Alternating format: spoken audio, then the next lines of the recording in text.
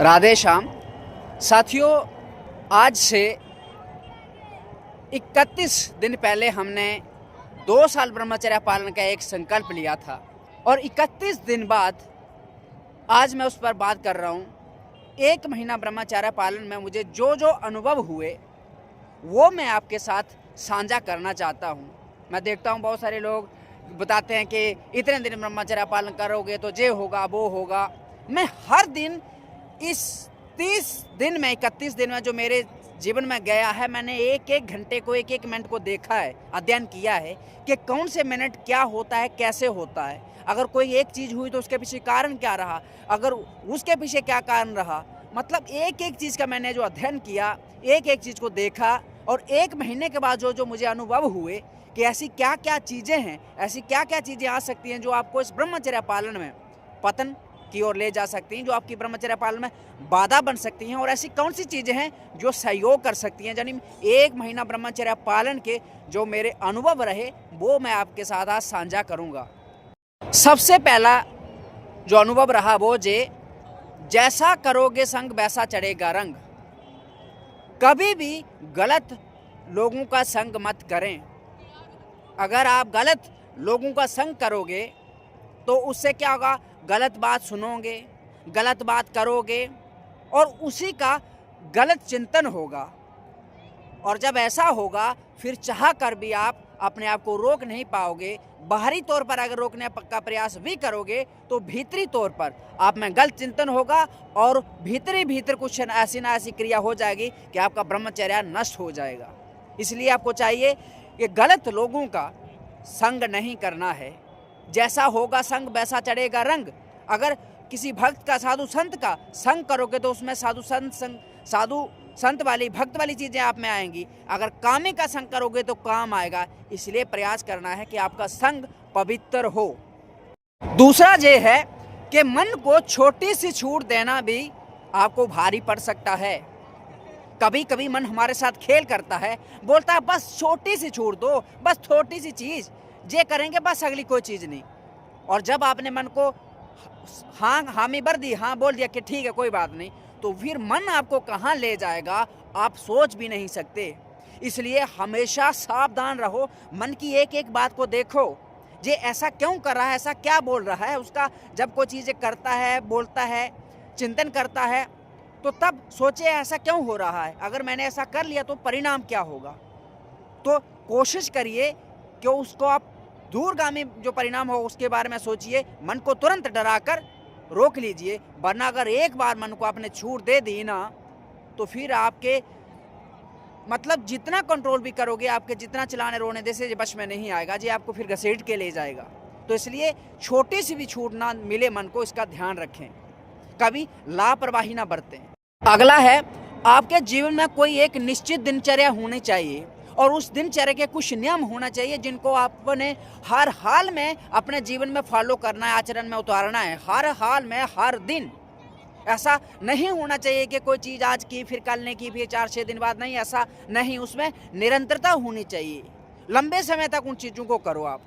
आपके शरीर को वो अभ्यास होना चाहिए, सही टाइम पर सही चीज़। यानी अगर आप एक टाइम पे उठते हो, उसी टाइम पे कल उठो, परसों उठो, यानी आपके शरीर का बॉडी क्लॉक फिट हो जाए। एक दिनचर्या हो ताकि आपका जो मन है, शरीर है, इसको छूट ना मिले, उसमें व्यस्त रहे और हर दिन आप करो तो फिर देखा होगा आप धीरे धीरे चीज़ें कंट्रोल में हो रही हैं। लेकिन अगर आपके जीवन में कोई दिनचर्या नहीं है, कोई एक नित्य नियम नहीं है, फिर वो अगर ऐसे होगा 14वीं का चांद की तरह के कभी दिखा कभी नहीं दिखा, तो कभी फॉलो किया कभी नहीं किया, तो इस तरह से आप कभी ब्रह्मचर्य का पालन नहीं कर पाओगे। जीवन में कहीं भी आप सक्सेस हासिल नहीं कर सकते अगर इस तरह से करोगे। तो आपको चाहिए आप क्या करो, एक नित्य नियम हो आपके जीवन में, एक निश्चित दिनचर्या हो जिसको हर हाल में, हर दिन आपको करना ही है। अगला है नेत्रों का ब्रह्मचर्य। आपको चाहिए कि इन नेत्रों को संभाल के रखो। सबसे बड़ी अगर कोई बाधा है ब्रह्मचर्य पालन में तो वो है नेत्र। जो आप देखोगे वैसा ही ये चिंतन करेगा। फोटो गंदा देखोगे, वीडियो गंदा देखोगे, संसार में चलोगे, स्त्री देखोगे, पुरुष देखोगे, उसमें भी आप कोई कुछ ना कुछ ऐसा चिंतन करोगे तो ये आपको भ्रष्ट कर देगी। इसलिए आपको चाहिए गंदी चीज़ें देखने से बचो। फोटो वीडियो जहाँ कोई स्त्री पुरुष वाला चीज़ को भी नहीं, अगर कोई जहाँ पशु पक्षी का भी कोई गलत क्रिया होते हुए दिखाई दे रही हो तो वहाँ से हट जाओ, क्योंकि अगर आपने उस चीज़ को नहीं रोका तो वो चीज़ आपको भ्रष्ट करेगी ही करेगी, सबसे बड़ी ये बाधा है। इसलिए आपको चाहिए कि अपनी दृष्टि को बचा कर रखें, नीचा करके रखें, और जैसे भी ऐसी कोई परिस्थिति आए तो वहाँ से बचाकर तुरंत भागने का कोशिश करें, वरना आपका सर्वनाश हो जाएगा। अगला है संसार के प्रति भोग बुद्धि को रोककर भगवत बुद्धि करो। संसार की जो वस्तुएं हैं, व्यक्ति हैं, उनके प्रति हमारी भोग बुद्धि ना हो। ऐसा ना हो कि ये भोग की वस्तु है, ये स्त्री है, ये पुरुष है, ये वो है जो है, नहीं, उनमें अगर कोई बुद्धि करनी है तो भगवत बुद्धि करें कि भगवान ही है सब जगह, तो तब आप बच जाओगे। नहीं तो अगर आप भोग बुद्धि करोगे तो मन में संकल्प विकल्प बनेंगे, उसका परिणाम होगा गलत चिंतन होगा और वो आपको भ्रष्ट कर देगा। अगला है डायरी ना लिखना। ब्रह्मचर्य पालन में सबसे बड़ी लापरवाही है। डायरी लिखने का मतलब है कि हर दिन आप अपना मूल्यांकन कर रहे हो। सुबह जागते हो तो शाम सोने से पहले बैठ के आप देखते हो कि दिन भर में क्या क्या हुआ, कैसे कैसे हुआ, क्यों हुआ, अपने आप का मूल्यांकन करते हो। जो जो गलतियां हुई उनके सुधार के लिए कोई सोल्यूशन बताते हो कि आने वाले समय में ऐसा नहीं करूंगा, ऐसे मन को छूट नहीं दूंगा। लेकिन अगर आप वो डायरी नहीं लिखते हो तो वो सारी चीज़ें छूट जाती हैं कि आपके साथ क्या हुआ, क्या नहीं हुआ। उदाहरण के लिए, अगर मैं डायरी नहीं लिखता तो आज जो अनुभव आपके साथ साझा कर रहा हूँ ये नहीं कर पाता मैं, क्योंकि मैं सब भूल जाता, समय के साथ चीज़ें गायब हो जाती हैं, लुप्त हो जाती हैं। इसलिए चाहिए, अगर आप जीवन में कुछ भी करना चाहते हो, ब्रह्मचर्य पालन हो या कुछ और, तो आपको डायरी लिखना ही पड़ेगा। ये सबसे बड़ी लापरवाही अगर आप डायरी नहीं लिखोगे तो। अगला है योग, व्यायाम, दौड़ और शास्त्र अध्ययन किए बिना ब्रह्मचर्य पालन करना असंभव है। आप ब्रह्मा भी धरती पे आ जाएं, शिव भी आ जाएं, विष्णु भी आ जाएं, अगर आप योग नहीं करते हैं, अगर आप व्यायाम नहीं करते हैं, अगर आप दौड़ नहीं करते हैं, अगर आप शास्त्र अध्ययन नहीं करते हैं, तो आप कुछ भी कर लें, कभी भी ब्रह्मचर्य का पालन नहीं कर पाओगे। क्योंकि ये एक एक चीज़ को मैंने देखा है कि कौन कौन सी चीज़ कहाँ कहाँ कैसे कैसे भ्रष्ट करती है। अगला है सात्विक भोजन। सात्विक भोजन, अच्छे लोगों का संग, शास्त्र अध्ययन, अधिक से अधिक एकांतवास आपको ब्रह्मचर्य पालन में सहयोग करता है। इसको अपने जीवन में उतारें। ब्रह्मचर्य पालन में अपने कर्तव्य का निर्वाह करना, हर दिन अपने नियम का पालन करने में शर्म करना आपका पतन कर सकता है। उदाहरण के लिए, मैंने देखा कि संगम पर मैं स्नान करने के लिए जाता था, वहाँ भी बहुत सारे लोगों की भीड़ होती थी, तो मैं स्नान करने के बाद व्यायाम नहीं कर पाता था। कुटिया में वापस आता तो वहाँ लोगों की भीड़ होती, वहाँ व्यायाम नहीं कर पाता। तो कभी कभी मैंने शर्मवश कि लोग पत्नी क्या कहेंगे, वो व्यायाम आदि नहीं किया, लेकिन उस दिन मेरा दिमाग पूरा खराब हो गया, दिनचर्या बिगड़ गई। तो इसलिए अगर आप ब्रह्मचर्य का पालन करना चाहते हो तो आपको चाहिए कि आप अपने कर्तव्य में, अपने नियम पालन में शर्म नहीं करें। अगर आप ऐसा करते हो तो आप वो आपके पतन का कारण बनता है। इसलिए आपको हर हाल में, हर स्थिति में, हर जगह अपने नियम को नहीं छोड़ना है, चाहे कुछ भी हो जाए। अगला है जितना आप करते हो उससे कम बोलो। कम बोलो, अधिक करो, तभी आपके जीवन में परिवर्तन आएगा। अगर आप अधिक बोलोगे, कम करोगे, तो वो दंभ होगा, पाखंड होगा और भीतर से आप खोखले बनते जाओगे और धीरे धीरे ये आदत आपको भ्रष्ट कर देगी। इसलिए आप हजारों चीज़ें करो और उसमें से थोड़ा सा बोलो, तो देखोगे आप में एक संयम आएगा, शांति आएगी, बल आएगा। अगला है, अगर आप ब्रह्मचर्य पालन करना चाहते हैं तो आपको विपरीत लिंग का त्याग करना पड़ेगा। अगर आप स्त्री हैं तो पुरुष का, और पुरुष हैं तो स्त्री का। जैसा संग करोगे वैसा रंग चढ़ेगा। अगर आप विपरीत लिंग का संग करते हैं तो चाहकर भी आप इस जो संकल्प लिया इसका पूर्ण नहीं कर पाओगे, क्योंकि आप कुछ भी कर लो वो वैसे ही है जैसे मोम के घोड़े को आग से गुजारना असंभव है। वो अंत तक जाते जाते कहीं ना कहीं पिघल जाएगा। इसी तरह अगर आप चाहते हो कि ब्रह्मचर्य का पालन हो ईमानदारी से, तो आप विपरीत लिंग का संग त्याग दो। अगर स्त्री हो तो पुरुष का त्याग दो और पुरुष हो तो स्त्री का, क्योंकि फिर प्रपंच होगा, पाखंड होगा, ढोंग होगा, लेकिन जो आप करना चाहते हो वो नहीं होगा। क्योंकि मन, बुद्धि, हमारी इंद्रियां इतनी बलवान हैं कि कब कहाँ किस पॉइंट पर हमें घसीट लें हम नहीं जान पाएंगे, और पता तब चलेगा जब हम भ्रष्ट हो जाएंगे। फिर वो वही बात है कि जब चिड़ियाँ खेत चुग जाएं तो उसके बाद पछताने का कोई मतलब नहीं रहता है। अगला है, गंदी बातें करने से बचो। चाहे स्त्री हो चाहे पुरुष हो, किसी के साथ भी हो, अपने इस मुंह पर लगाम लगाओ कि गंदी बात करने से बचो, गंदी बात सुनने से बचो। क्योंकि अगर आप गंदी बात करोगे, गंदी बात सुनोगे तो आपका चिंतन वैसा होगा, और जैसा चिंतन होगा वैसे ही क्रिया होगी। बेशक अगर बाहर से आप कोई क्रिया ना करो, लेकिन अगर आपके भीतर गलत चिंतन हो गया तो वो जो ब्रह्मचर्य नाश की क्रिया होनी है ना, वो भीतर ही भीतर कुछ ना कुछ हो जाएगा। आप चाह कर भी नहीं रोक पाओगे। भीतर से बेशक आप कोशिश करोगे बाहर से रोकने का, लेकिन भीतर से वो आपको पतन पर ले जाएगी। इसलिए उन चीज़ों से बचें। अगला है, मोबाइल का संभल कर प्रयोग करें। ये अच्छा भी है और बुरा भी है, आप पर निर्भर करता है। अगर आप इसको अच्छाई में प्रयोग करोगे तो ये आपको और ऊंचा उठा देगा, सत्संग सुनाएगा, भक्ति के संबंधित कुछ चीज़ें दिखाएगा। और विपरीत चलोगे तो एक ही क्लिक में गंदे फोटो, गंदे वीडियो आ जाएंगे और तुरंत आपको कुछ सेकंड्स के समय में भ्रष्ट कर देगा, आपका सब कुछ बदल के रख देगा। इसलिए इसको संभल के प्रयोग करिए। जब लगे कि इसकी संभाल आप नहीं कर सकते हो, मन भटक सकता है, तो इससे दूरी बनाना ही उत्तम है।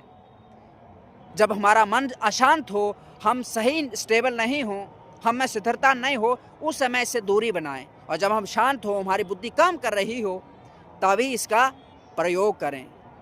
अगला है, गंदे साहित्य से बचिए। यानी जो गंदा कंटेंट है ना, यूट्यूब पर, फेसबुक पर, इंस्टा पर, कोई गंदी बात देखना, गंदी बात सुनना, गंदी बात करना, गंदी बातों के बारे में चर्चा करना, उनका संग करना, उस साहित्य से, जो गंदा साहित्य है उससे बचो। क्योंकि जो आप खाओगे ना, जो आप कंज्यूम करोगे, वही आप बाहर निकलेगा। जैसा पौधे को जल मिलेगा वैसा ही फल होगा। अगर आप ऐसे सारी चीज़ें कंज्यूम करोगे, जो इस तरह का कंटेंट गंदा गंदा, तो आपके विचार, आपका चिंतन, आपकी क्रियाएं गलत ही होगी, अशुद्ध ही होंगी, अपवित्र ही होंगी, आपको भ्रष्ट करने वाली ही होंगी। अगला है, खुद को हर समय व्यस्त रखो किसी ना किसी में। अगर तन व्यस्त है तो मन को भी वहाँ लगाओ, अगर तन व्यस्त नहीं है तो मन को कहीं ना कहीं लगाओ। अगर कोई काम करने के लिए नहीं है, कुछ भी नहीं है, तो भगवान का कोई एक नाम पकड़ कर मन को वहाँ लगाओ, ताकि अगर मन व्यस्त रहेगा तो आपका चित्त गलत चिंतन नहीं करेगा, आपका मन गलत संकल्प विकल्प नहीं करेगा, तो आप बच जाओगे। वरना खाली मन शैतान का घर। थोड़े समय के लिए भी मन खाली हुआ ना, तुझे ना जाने क्या क्या प्रपंच रच देगा, और जैसा जो चिंतन करेगा दिन भर, वैसा ही रात्रि में सपने में भी दिखाएगा। इसलिए खुद को हमेशा व्यस्त रखें। अगला है, हमेशा तत्पर रहें, आलस का त्याग करें। जैसे आग का त्याग किया जाता है, क्योंकि आग का सानिध्य आपको नष्ट कर देता, जला के रख देता, उसी तरह आलस्य जो है उसका त्याग करिए। क्योंकि हमारा मन कभी कभी प्रमादवश बोलता है कि चलो मस्ती कर लेते हैं, नहीं करेंगे ये चीज़ वो चीज़, वो प्रमाद है, आलस्य है। अगर आप थोड़े एक सीमा पार कर ली ना आलस्य में, तो वो आपको भ्रष्ट कर देगा। इसलिए हमेशा तत्पर रहें, किसी भी कार्य को करने के लिए, किसी भी चीज़ के लिए हमेशा तत्पर रहो, तो एक ऊर्जा बनी रहेगी, एक चेतना बनी रहेगी, एक सावधानी बनी रहेगी। अगला है, गलत चिंतन से बचो। जब भी हम चीज़ों के बारे में सोचते हैं, बहुत सारे लोगों का रहता है कि मैं कोई गलत क्रिया नहीं करता हूँ, लेकिन फिर भी मुझसे सपन दोष आदि हो जाता, कुछ ना कुछ गलतियाँ हो जाती हैं। ऐसा क्यों होता है? उसका कारण है चिंतन। अगर आप गलत चिंतन करोगे तो आप भारी तौर पर कोई क्रिया करो ना करो, भीतर से वो कुछ गलत हो ही जाएगा, और गलत चिंतन आपको भ्रष्ट करके ही रखेगा। और जो क्रियाएं चीज़ें होती हैं ना, क्रियाओं में सुख नहीं है, चिंतन में सुख है। जैसे आप भोजन खाओगे, क्या उसका स्वाद मिलेगा? कितना ही मिलेगा। लेकिन अगर आप सोचोगे ना भोजन के बारे में कितना बढ़िया बढ़िया होगा चिंतन में, तो बहुत है। तो सुख चिंतन में है, क्रिया में नहीं है। इसलिए आपको चाहिए गलत चिंतन करने से बचो, क्योंकि गलत चिंतन करने में सुख अधिक दिखता है, लेकिन वास्तविक उतना सुख होता नहीं है। तो इसलिए गलत चिंतन करने से बचोगे तो गलत क्रिया करने से भी बच जाओगे। अगला है, लापरवाही मत बरतो। छोटी से छोटी चीज़ पर ध्यान रखो, छोटे से छोटे नियम पर, हर एक चीज़ पर ध्यान रखो। किसी भी चीज़ को तुच्छ मत समझो, क्योंकि पूरी बिल्डिंग को गिराने के लिए एक ईंट काफ़ी होती है। अगर नींव की एक ईंट भी हिल जाए ना, तो पूरी नींव जो है वो धड़ाम करके गिर जाती है। उसी तरह जो चीज़ें आपको करनी है ना दिन में, अपनी एक एक चीज़ पर ध्यान रखो। मन पर, बुद्धि पर, आँखों पर, मुख पर, हाथों पर, चिंतन पर, हर संग पर, भोजन पर, हर चीज़ पर ध्यान रखो। एक एक छोटी से छोटी चीज़ पर थोड़ी सी लापरवाही भी आपके जीवन को भ्रष्ट कर सकती है। अगला है, हर दिन किसी एकांत स्थान में बैठकर शांत भगवान का नाम जप करो, कम से कम 24 मिनट, और हर दिन करो, एक ही समय करो। कोई एक समय पकड़ो, चाहे सुबह वाला चाहे शाम वाला, और 24 मिनट के लिए एक जगह एक आसन में बैठ जाओ शांति से, जैसे भी आप सहजता से बैठ सको, और उस नाम का जप करो जो भी नाम भगवान का को प्रिय हो। पहले तो जोर जोर से होगा, थोड़ा थोड़े कुछ समय, महीना 10-15 दिन, उसके बाद मन में होगा, लेकिन आप करोगे तो आप देखोगे आपका मन शिथिल हो रहा है, आपका शरीर शिथिल हो रहा है, आपको एक शांति मिल रही है। इसका अभ्यास करें आप, एक ही समय हो, ऐसा नहीं है कि आज सुबह कर लिया कल शाम कर लिया, नहीं। अगर सुबह करना है तो सुबह ही करना, और शाम को करना तो शाम को ही करना है। 24 मिनट, इसको 6 महीना करके देखिए, और उसके बाद अपने आप में परिवर्तन देखिएगा। अगला है, शरीर को पर्याप्त विश्राम दो। अगर आपकी रात्रि में पूरी नींद पूरी नहीं होती है तो थोड़ा सा समय, 1 घंटे की नींद आप दिन में भी दे सकते हैं।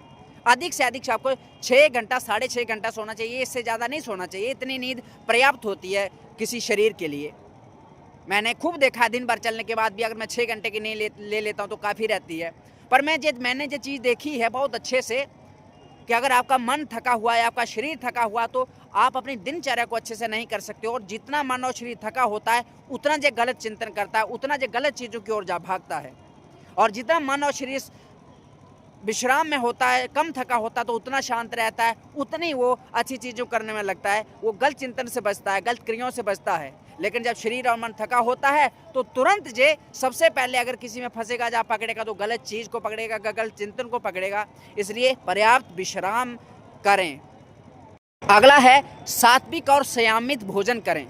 आपका जो भोजन हो, खान पान हो, वो फास्ट फूड ना हो, स्पाइसी ना हो, मिर्च मसाला अधिक ना हो, सादा भोजन हो, और किसी दुकान होटल वाला मत खाइए। कभी कभार महीने में व्यवस्था के कारण कहीं खाना पड़े, कुछ पीना पड़े, अलग बात है, लेकिन फास्ट फूड, स्नैक्स, चाय, कॉफ़ी, वो क्या बोलते हैं, कोल्ड ड्रिंक्स, जो भी चीज़ें हैं उनसे बचो और सात्विक भोजन करो। और सात्विक के साथ संयमित करो, कम करो, उतना ही करो कि वो आपको आलस ना दे, प्रमाद ना दे, बल्कि ऊर्जा दे।